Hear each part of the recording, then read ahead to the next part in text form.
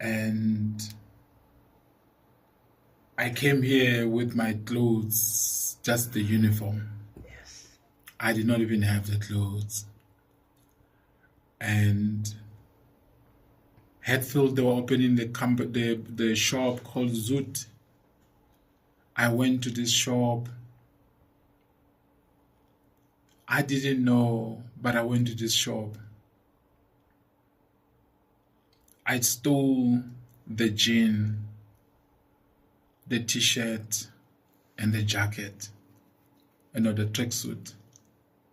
And as I was leaving, the magnet was activated. Everybody was very excited. I didn't know about the magnet, but this is what happened.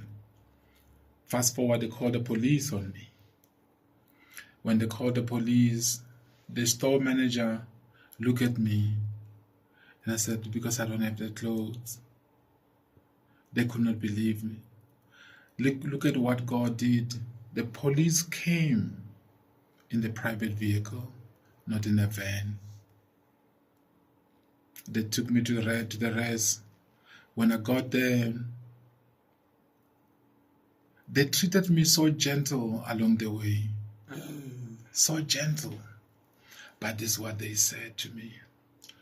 We went to my res via the back door. I was not handcuffed.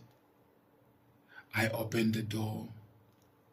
When I opened the door, these two policemen, together with the store manager, they looked around.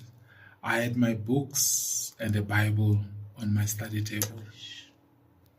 And then they said to me, I don't have clothes. I'm not a thief. Guess what happened?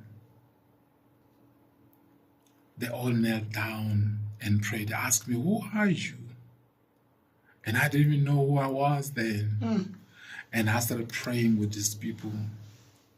And in that prayer, the presence of God was so heavy in that room. The room had no clothes whatsoever. These three white men, they knelt down and prayed.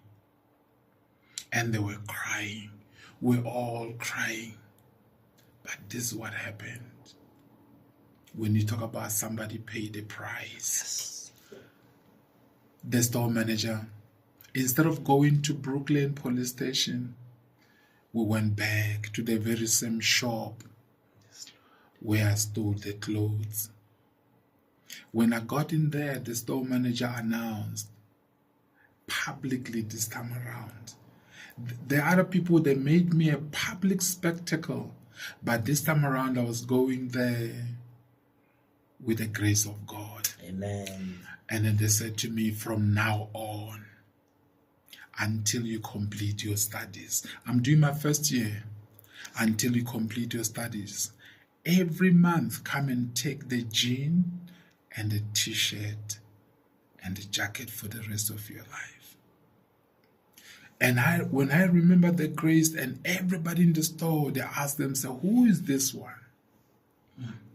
And I'm reminded of that man. My wardrobe had clothes. It had a lot of clothes. But when I remember vividly, somebody had to pay the price for me. Yes, Lord. This man paid the price for me. When I look back today, when he says, I was not a thief, but I was doing this because I did not have clothes. Yes. Can we have grace over somebody who's genuinely not guilty? Because God is looking at the heart of a man. But how many people today do we destroy because of the law? How many people do we destroy without discerning who they are and what these people are about? And I want to cry with somebody today who's so arrogant today. The fact that actually you were not caught, it does not mean that God did not let those people to sleep so that he can go through. Yes. There was a big sacrifice. Yes.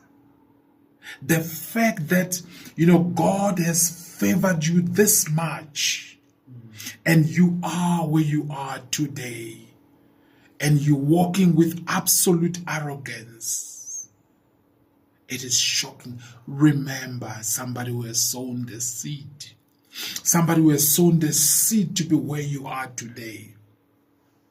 There are people today, you were supposed to be fired, but somebody travailed in that boardroom. Yes. There are people today, you were supposed to be sick. Somebody was so evil and diabolic to give you sickness. But the mercy says no. Yes. Do you remember? I want you, your church, men of God, women of God, your church could have closed.